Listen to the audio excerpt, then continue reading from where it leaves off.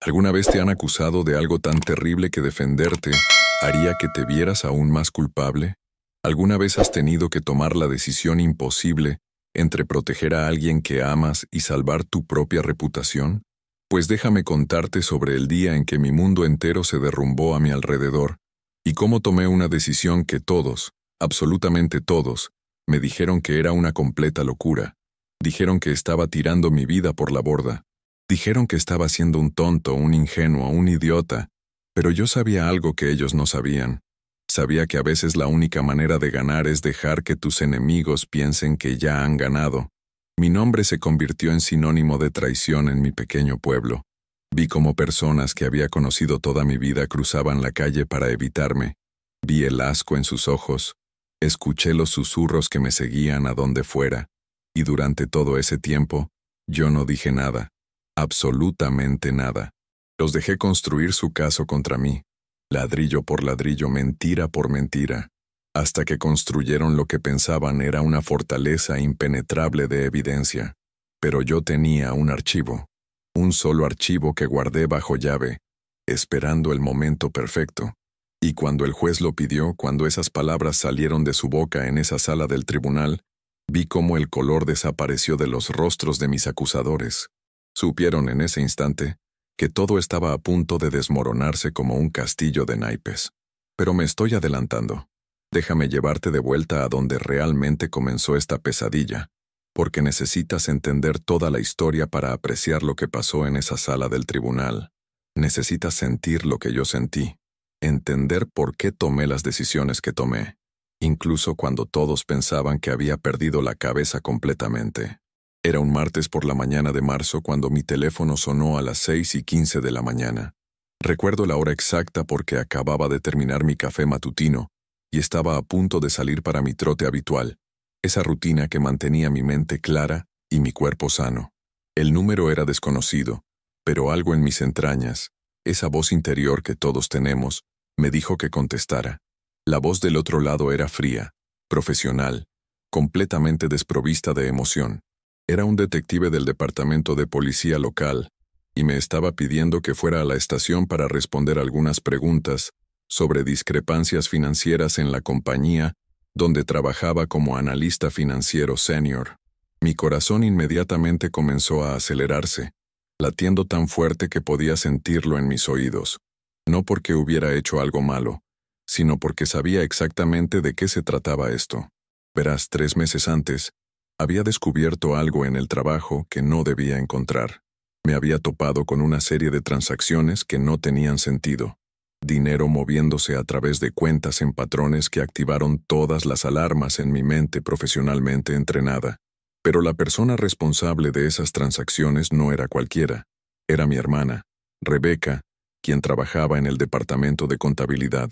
Rebeca, quien tenía una hija de 6 años con un trastorno genético raro que requería tratamientos que costaban cientos de miles de dólares.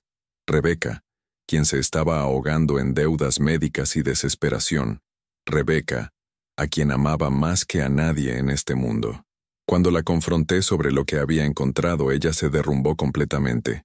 Me lo contó todo entre lágrimas y manos temblorosas, con esa vulnerabilidad desgarradora que solo ves cuando alguien ha tocado fondo.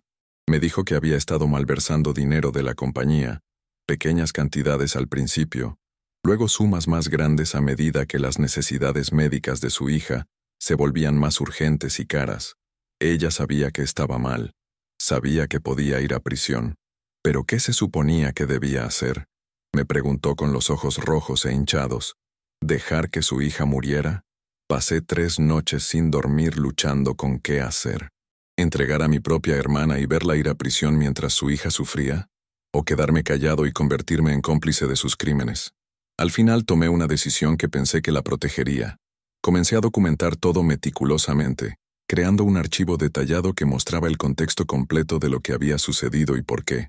Estaba planeando ayudarla a devolver el dinero gradualmente y confesar antes de que alguien se diera cuenta. Pero alguien sí se dio cuenta. Y no confrontaron a Rebeca. Vinieron por mí. Mientras conducía a la estación de policía esa mañana, mis manos temblaban tan mal que apenas podía agarrar el volante. Podía sentir el sudor frío en mi espalda. Ese tipo de nerviosismo que te hace sentir que el mundo se está cerrando a tu alrededor. Sabía lo que venía. Alguien había descubierto la malversación, y de alguna manera yo iba a ser culpado por ello. Cuando llegué, el detective Morrison me llevó a una pequeña sala de interrogatorios que olía a café rancio y productos de limpieza industriales. Las paredes eran de ese color beige verdoso enfermizo que parece existir solo en edificios gubernamentales y hospitales. Se sentó frente a mí, su expresión grave, casi acusatoria, y deslizó una carpeta a través de la mesa. Dentro había impresiones de transacciones, estados de cuenta bancarios y documentos internos de la compañía. Mi nombre estaba resaltado en amarillo en casi cada página, como si alguien hubiera marcado meticulosamente cada lugar donde aparecía mi firma digital. Tenían evidencia de que había accedido a estas cuentas, de que había autorizado transferencias, de que mis huellas digitales estaban por todas partes sobre los fondos malversados. Lo que no sabían, lo que no podían saber todavía, era que efectivamente había accedido a esas cuentas, pero solo para investigar lo que Rebecca había hecho y para documentar todo. El detective me preguntó directamente, sin rodeos, si había robado aproximadamente $473,000 del grupo financiero Westfield durante los últimos 8 meses. El número era tan específico, tan condenatorio, que sentí que mi estómago caía. Abrí mi boca para defenderme, para explicar todo, para contarles sobre Rebecca y su hija enferma y la situación imposible en la que estábamos, pero luego me detuve.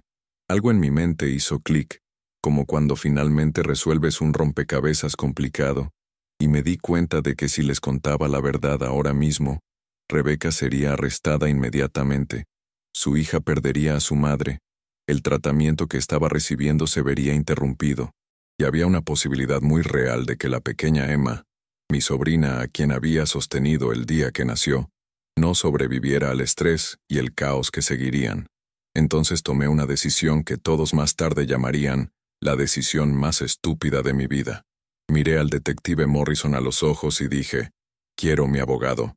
Y luego no dije nada más. Ni una sola palabra de explicación, ni una negación, ni una defensa. Nada. Vi cómo su expresión cambiaba de curiosidad profesional a algo más duro, más frío, más despiadado. Pensó que mi silencio era una admisión de culpa. Pensó que estaba pidiendo un abogado porque me habían atrapado. Y lo dejé pensar eso. Lo dejé pensar que era culpable. Porque en ese momento, proteger a mi hermana y a mi sobrina era más importante que protegerme a mí mismo. La noticia se extendió por mi pueblo como fuego en temporada de sequía, consumiendo todo a su paso. Para esa noche todos sabían que me habían llevado para interrogarme sobre malversación. Para la mañana siguiente, los rumores habían crecido hasta convertirse en certeza de que era culpable. Mi teléfono comenzó a sonar constantemente con números que no reconocía, probablemente reporteros tratando de obtener una declaración, alguna cita jugosa que pudieran usar en sus artículos. Mis cuentas de redes sociales explotaron con mensajes de personas con las que no había hablado en años. Algunos expresando shock y decepción, otros directamente acusándome de ser un ladrón y un fraude. Vi cómo toda mi vida se desmoronaba en tiempo real, como si estuviera viendo una película de mi propia destrucción. La compañía me suspendió inmediatamente, pendiente de investigación. Mi cara apareció en las noticias locales con el titular «Analista senior acusado de esquema de malversación mayor». Alguien filtró información a la prensa que me hacía ver aún peor, sugiriendo que había estado viviendo por encima de mis posibilidades y que tenía deudas de juego. Nada de eso era cierto, pero la verdad ya no importaba. La percepción lo era todo, y la percepción era que yo era culpable. Mi abogado, Martin Chen, era un astuto abogado defensor criminal que venía altamente recomendado por colegas que habían enfrentado problemas legales menores. Cuando nos reunimos en su oficina, que olía a café recién hecho, y tenía diplomas enmarcados cubriendo las paredes, expuso la situación sin rodeos. La evidencia en mi contra era sustancial, abrumadora incluso.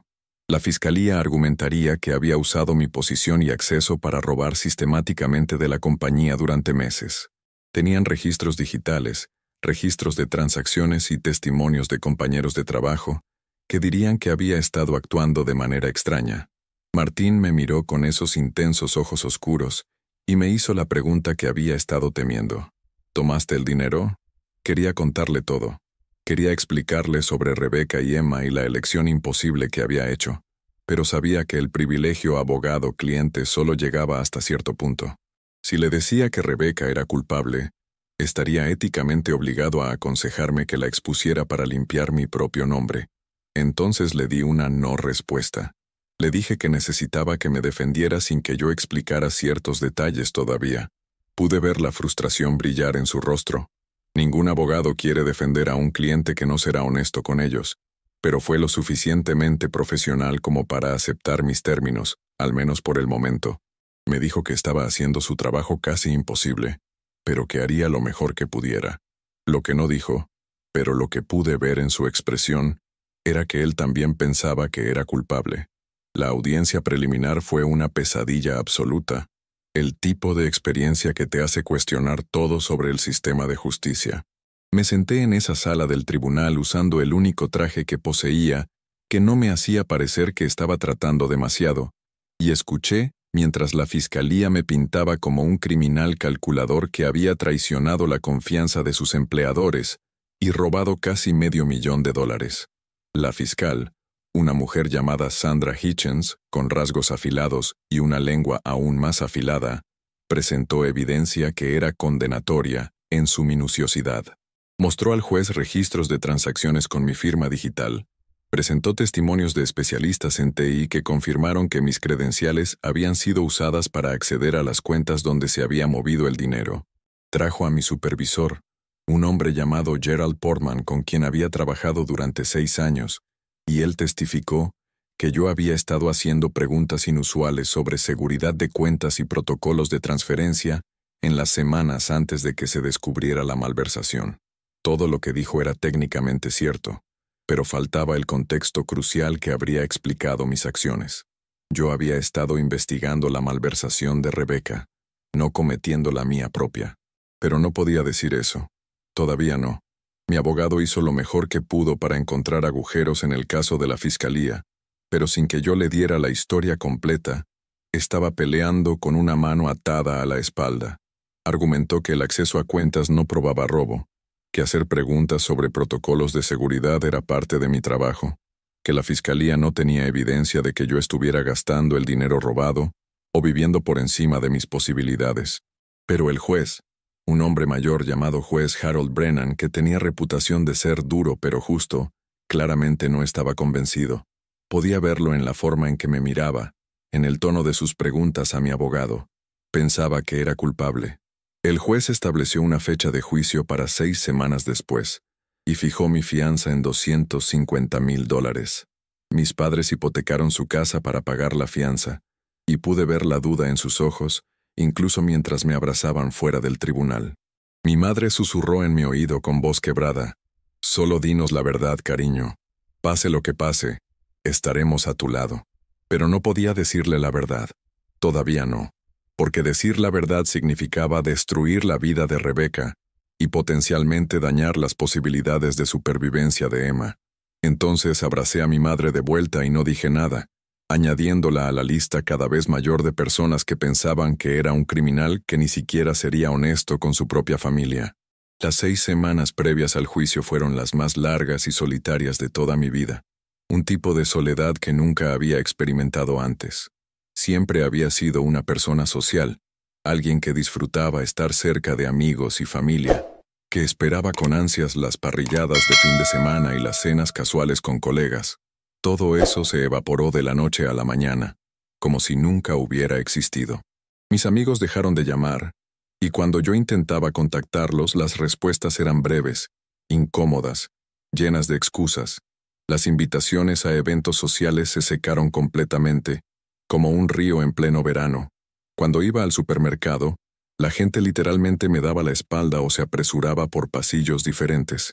Una vez, una mujer mayor a quien había conocido desde la infancia me vio y escupió en el suelo frente a mí antes de alejarse. Me convertí en un paria en mi propio pueblo natal, y el aislamiento era aplastante de maneras que nunca podría haber imaginado. Mi apartamento se sentía como una celda de prisión.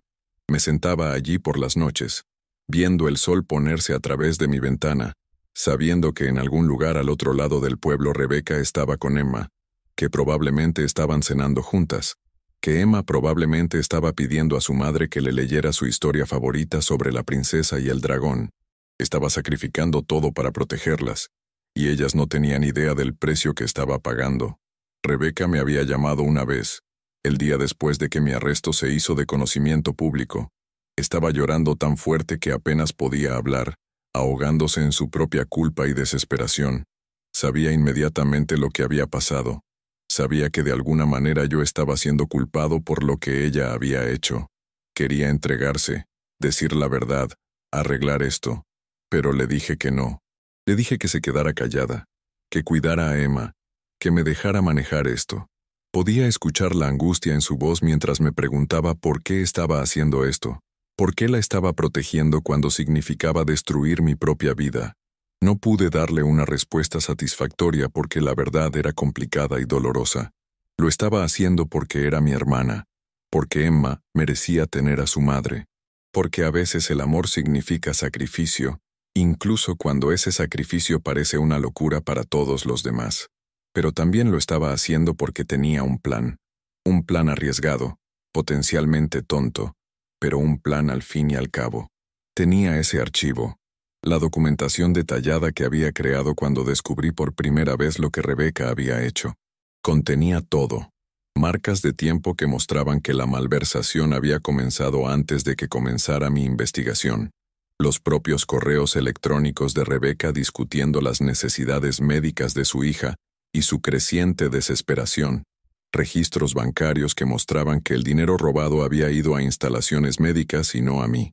Era evidencia integral que probaría mi inocencia y expondría al verdadero culpable.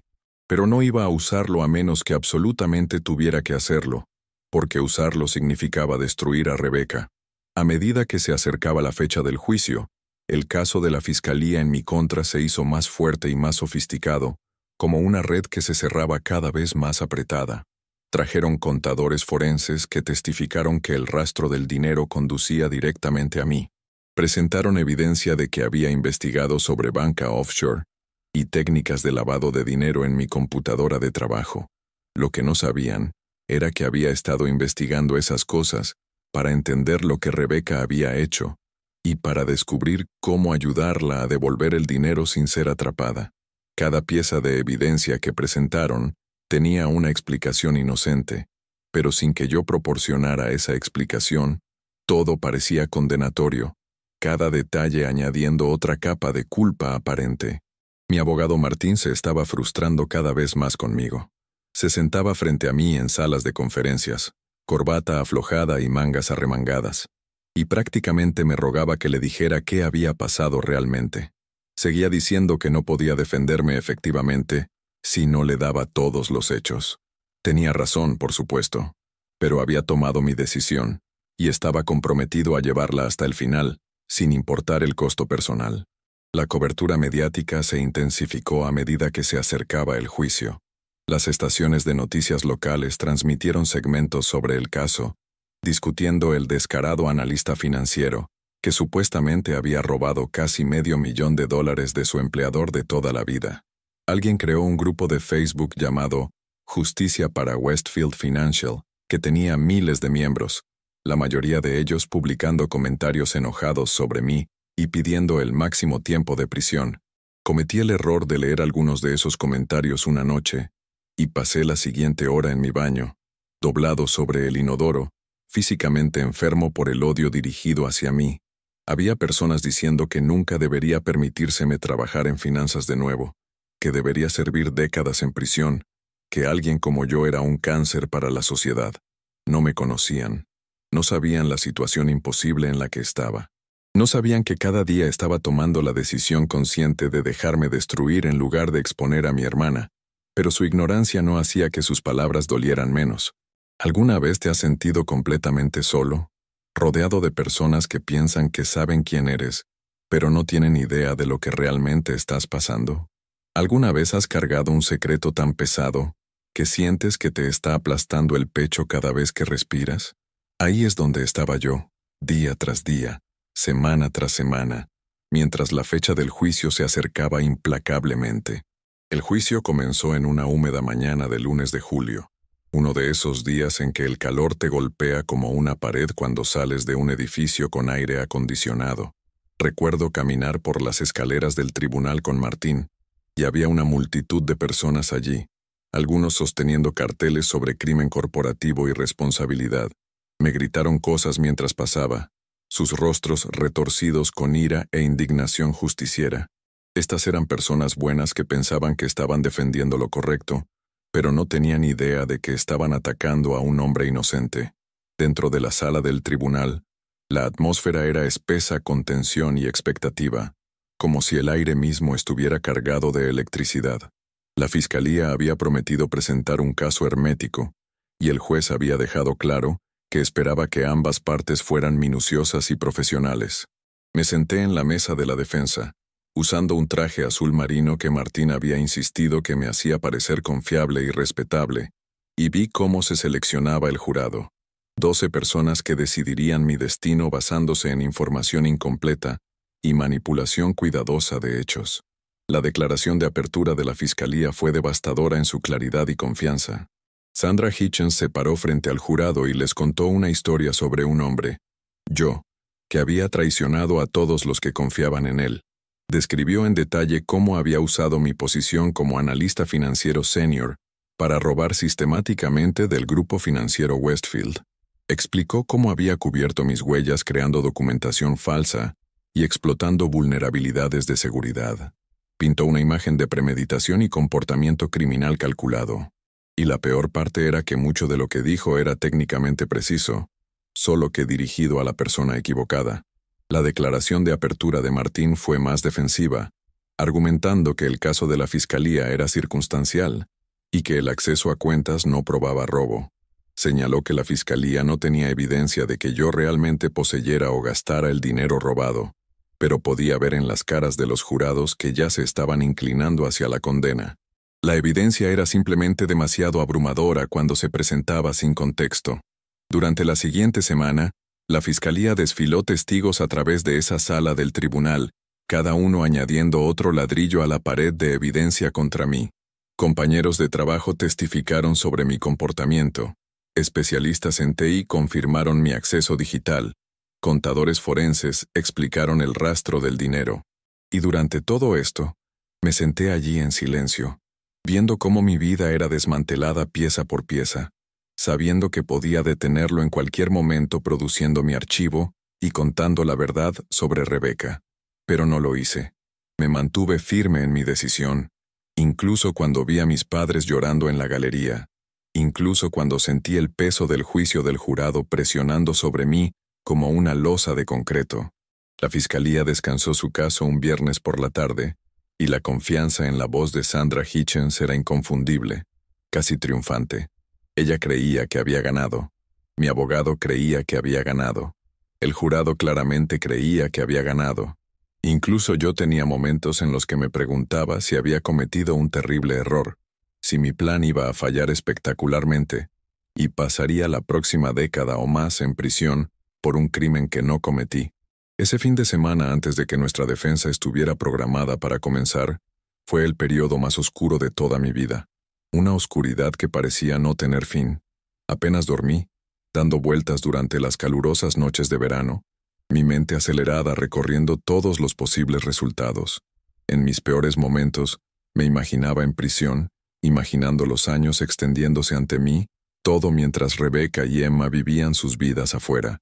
¿Valdría la pena? ¿Mi sacrificio realmente significaría algo? ¿O simplemente sería un tonto que tiró su vida por nada? El domingo por la noche, Rebeca vino a mi apartamento. Se veía terrible, como si no hubiera dormido en días, sus ojos rojos e hinchados de tanto llorar. Emma estaba con el ex esposo de Rebeca para el fin de semana, así que pudimos hablar libremente, sin tener que medir nuestras palabras. Se sentó en mi sofá, el mismo sofá donde habíamos visto películas cuando éramos niños, y me dijo que no podía dejar que esto continuara. Iba a ir a la policía el lunes por la mañana y confesarlo todo. Asumiría toda la responsabilidad, enfrentaría las consecuencias que vinieran, pero no podía verme ser destruido por algo que ella había hecho. Discutimos durante horas, nuestras voces subiendo y bajando, lágrimas y frustración llenando el espacio entre nosotros. Le conté sobre el tratamiento de Emma, sobre el momento de todo, sobre cómo una confesión ahora interrumpiría el cuidado de su hija durante una fase crítica. Expliqué que tenía un plan, que iba a esperar exactamente el momento correcto para revelar la verdad. Me miró con lágrimas cayendo por su rostro y me preguntó qué momento podría posiblemente valer lo que estaba pasando. Le dije que tendría que confiar en mí, confiar en que sabía lo que estaba haciendo, aunque no estaba completamente seguro yo mismo. Eventualmente, exhausta y emocionalmente agotada, aceptó esperar, pero pude ver la culpa consumiéndola, comiéndola viva desde adentro, y supe que mi ventana para ejecutar mi plan se estaba cerrando. Si no hacía mi movimiento pronto, Rebeca tomaría la decisión por mí, y todo este sufrimiento habría sido en vano. El lunes por la mañana llegó con ese tipo de calor opresivo que hace que todo se sienta ligeramente surrealista, como si estuvieras caminando a través de un sueño. La sala del tribunal estaba llena de espectadores, muchos de ellos personas de mi antigua compañía que querían ver que se hiciera justicia contra el hombre que supuestamente les había robado. Martín comenzó a presentar nuestra defensa, pero era débil sin la verdad completa. Llamó a testigos de carácter que testificaron que yo era honesto y trabajador, pero sus palabras se sentían huecas contra la montaña de evidencia que la fiscalía había presentado. Trajo a nuestro propio contador forense que intentó sembrar dudas sobre la interpretación de los registros financieros de la fiscalía, pero estaba claro que el jurado no lo estaba comprando. Podía sentir la inevitabilidad de la condena asentándose sobre la sala del tribunal como niebla espesa. Entonces, el martes por la tarde, algo inesperado sucedió, algo que cambiaría el curso de todo. El juez Brennan interrumpió el procedimiento y pidió a ambos abogados que se acercaran al estrado. Hubo una conversación susurrada que duró varios minutos, con Martín y Sandra luciendo confundidos y cada vez más preocupados. Cuando regresaron a sus respectivas mesas, el juez hizo un anuncio que lo cambió todo, que haría que todo este sufrimiento valiera la pena. Dijo que había estado revisando los archivos del caso durante el fin de semana y había notado algunas irregularidades en la línea de tiempo de los eventos. Quería ver registros detallados de todos los accesos a cuentas durante los 6 meses previos a cuando se descubrió por primera vez la malversación, no solo los registros selectivos que la fiscalía había presentado. Específicamente solicitó documentación que mostrara quién había accedido a las cuentas cuándo, rastros de auditoría completos que mostrarían el panorama completo de la actividad. La mesa de la fiscalía estalló en conversación susurrada, rostros cada vez más pálidos. Sandra Hitchens se puso de pie y dijo que habían proporcionado todos los registros relevantes, pero el juez la interrumpió bruscamente. Dijo que quería rastros de auditoría integrales y quería ver cualquier documentación que cualquiera de las partes tuviera con respecto al descubrimiento de la malversación. Miró directamente a Martín y preguntó si la defensa tenía alguna documentación de ese tipo. Este era el momento. Este era el momento por el que había estado esperando, por el que había soportado semanas de humillación y dolor. Martín me miró con confusión en sus ojos, sin saber a qué se refería el juez. Alcancé mi maletín y saqué una memoria USB que había llevado conmigo todos los días desde mi arresto, como un talismán de mi eventual vindicación. Se la entregué a Martín y susurré que contenía todo lo que el juez estaba pidiendo. Sus ojos se abrieron con shock y lo que podría haber sido enojo de que yo hubiera estado ocultando esto. Pero tomó la memoria, caminó hacia el estrado del juez y la presentó como evidencia. El juez pidió un receso mientras revisaba el contenido de la memoria. Esas 2 horas fueron las más largas de mi vida, incluso más largas que las semanas de espera para el juicio, más largas que cualquier cosa que hubiera experimentado antes. Me senté en una pequeña sala de conferencias con Martín, quien estaba absolutamente furioso de que yo hubiera retenido esta evidencia. Exigió saber qué había en la memoria, por qué no se la había dado antes, qué había estado pensando. Finalmente, le conté todo, sobre Rebeca, sobre la enfermedad de Emma, sobre mi elección imposible entre salvarme a mí mismo y proteger a mi hermana y sobrina. Vi cómo su ira se transformaba en shock, luego en comprensión, luego en algo parecido al respeto renuente. Me dijo que era la persona más valiente o más estúpida que jamás había representado, posiblemente ambas cosas. Cuando regresamos a la sala del tribunal, la atmósfera había cambiado completamente, como si alguien hubiera abierto todas las ventanas y dejado entrar aire fresco. El juez Brennan tenía una expresión grave e intensa, y Sandra Hitchens parecía como si alguien le hubiera quitado el piso de debajo. El juez pidió a todos que tomaran asiento, y luego comenzó a explicar lo que había encontrado en la memoria que yo había presentado. El archivo que había creado contenía todo, absolutamente todo. Mostraba que la malversación había comenzado 8 meses antes de que yo comenzara mi investigación. Incluía copias de los correos electrónicos de Rebecca a instalaciones médicas, probando dónde había ido realmente el dinero, cada centavo justificado. Tenía notas detalladas que había tomado cuando descubrí por primera vez las irregularidades, mostrando que había estado investigando, no perpetrando. Lo más condenatorio para el caso de la Fiscalía incluía registros de auditoría que yo había descargado secretamente, que mostraban que aunque mis credenciales habían sido usadas para acceder a las cuentas, las transacciones reales habían sido iniciadas desde una computadora diferente, con una dirección IP diferente, una que estaba registrada en la estación de trabajo de Rebecca. El juez miró a Sandra Hitchens y le preguntó por qué esta evidencia exculpatoria no había sido parte de la investigación original. Ella se quedó allí, sin palabras, su rostro pálido como la cera. La realidad era que los investigadores habían visto mis registros de acceso y habían sacado conclusiones precipitadas, nunca molestándose en profundizar en los puntos de origen reales de las transacciones. Habían construido todo su caso sobre la suposición de que el acceso a cuentas equivalía a culpa, y no habían hecho su debida diligencia para verificar sus suposiciones. El juez entonces hizo algo que no había esperado. Me preguntó directamente por qué había retenido esta evidencia, por qué me había dejado procesar cuando tenía prueba de mi inocencia todo el tiempo. La sala del tribunal entera cayó en silencio, esperando mi respuesta, todos los ojos fijos en mí.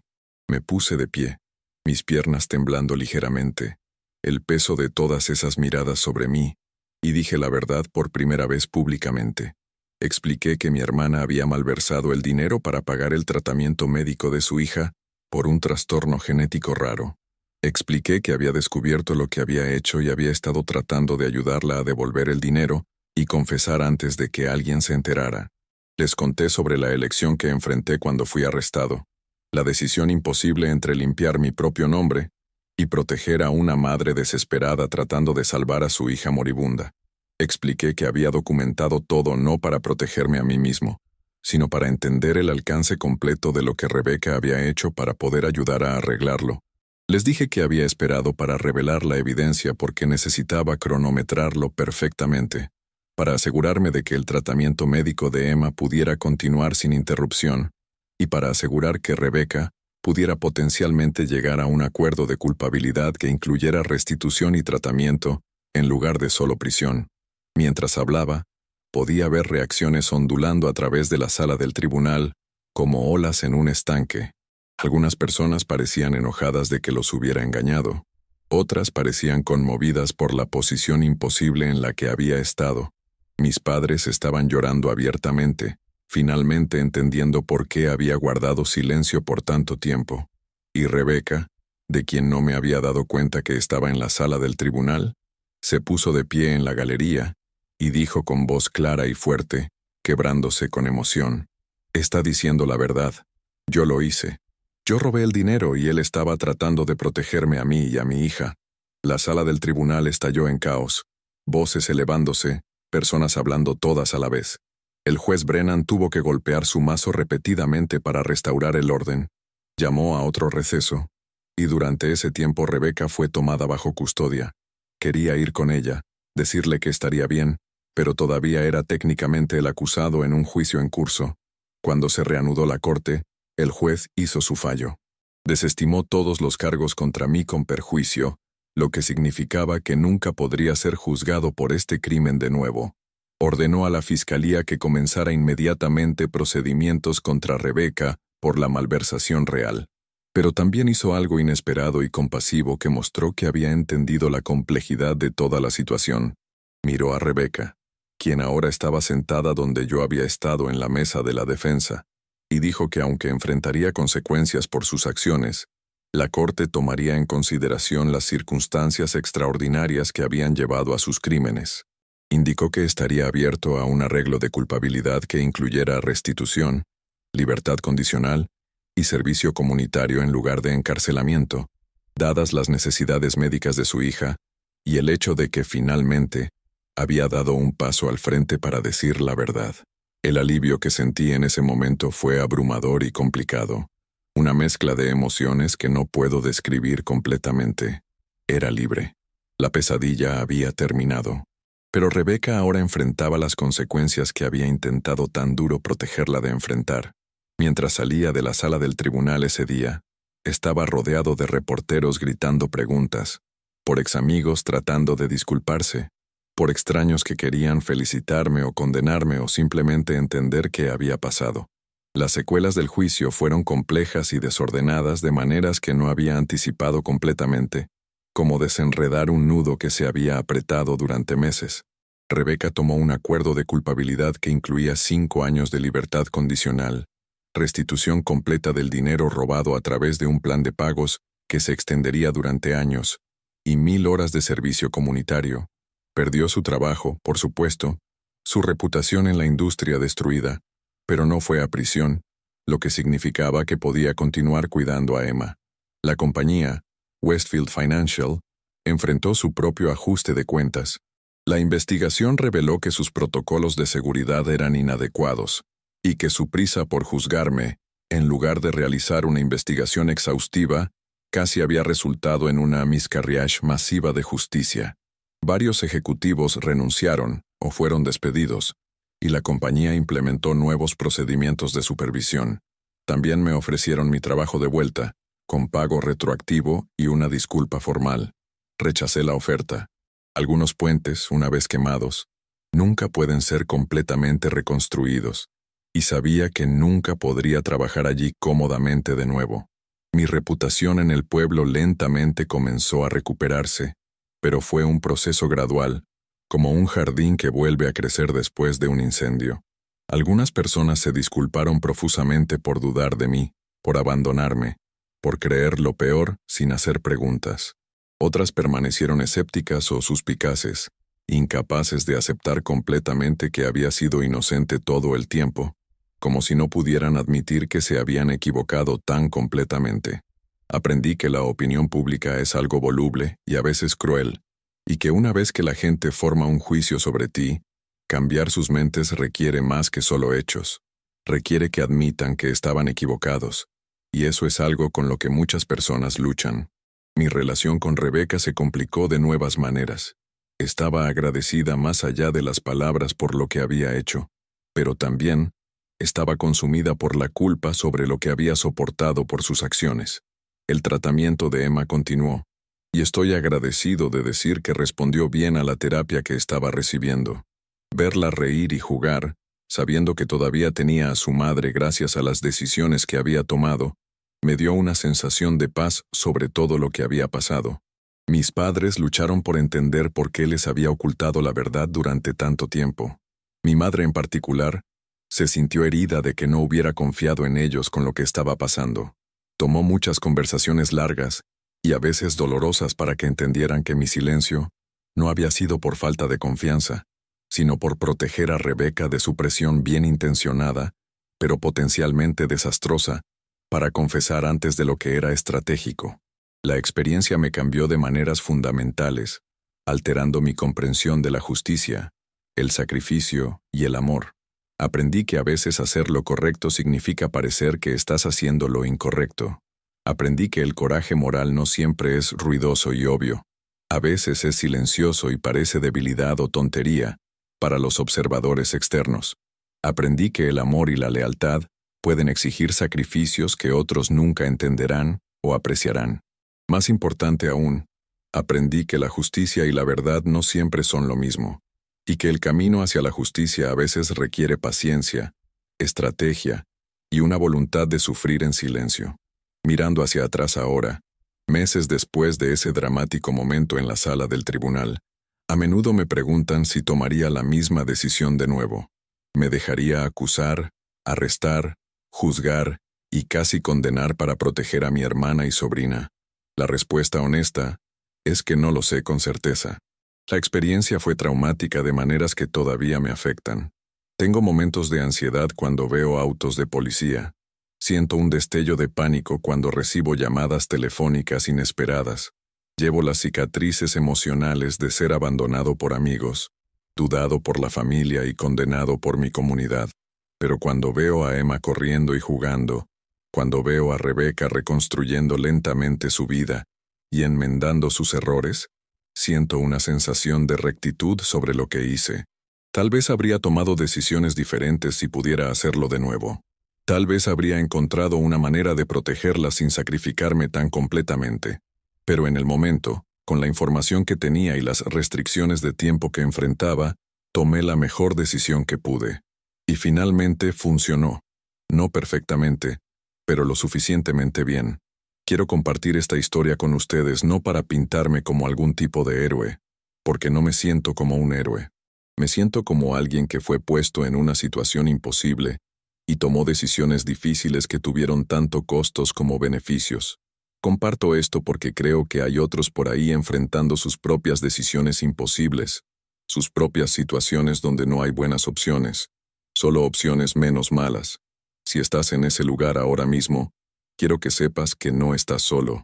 A veces la vida nos pone en posiciones donde tenemos que elegir entre diferentes versiones de terrible, y no hay juicio en elegir el camino que se alinea con tus valores más profundos, incluso si otros no pueden entenderlo. Me encantaría escuchar tus pensamientos sobre esto. ¿Alguna vez has estado en una situación donde proteger a alguien que amabas significaba sacrificar tu propio bienestar? ¿Alguna vez has tenido que tomar una decisión donde ambas opciones parecían equivocadas? Comparte tus experiencias en los comentarios abajo.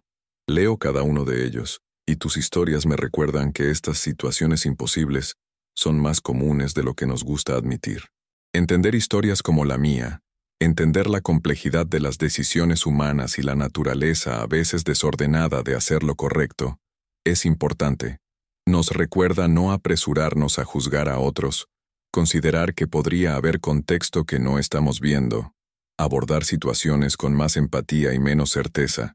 Si esta historia resonó contigo, si te hizo pensar sobre el juicio y el sacrificio, y la complejidad de las decisiones morales, por favor deja un like en este video. Ayuda a otros a encontrar estas historias y, con suerte, beneficiarse de las perspectivas que ofrecen. Y si quieres más historias como esta, relatos verdaderos de decisiones imposibles, dilemas morales y las experiencias reales de personas navegando situaciones difíciles, por favor suscríbete a Yo lo viví. Activa la campanita para recibir notificaciones y no perderte futuras historias, porque tengo muchas más experiencias para compartir contigo. Historias que desafiarán tus suposiciones y te harán pensar de manera diferente sobre las decisiones que las personas toman. Gracias por escuchar mi historia, por tomarte el tiempo para entender lo que pasé y por qué. Recuerda que todos los que conoces están luchando batallas de las que no sabes nada, tomando decisiones que podrían parecer locas desde afuera pero tienen perfecto sentido cuando entiendes el contexto completo. Sé amable, sé comprensivo. Y nunca asumas que conoces toda la historia basándote en lo que puedes ver desde afuera. Hasta la próxima vez, cuídense y cuiden unos de otros.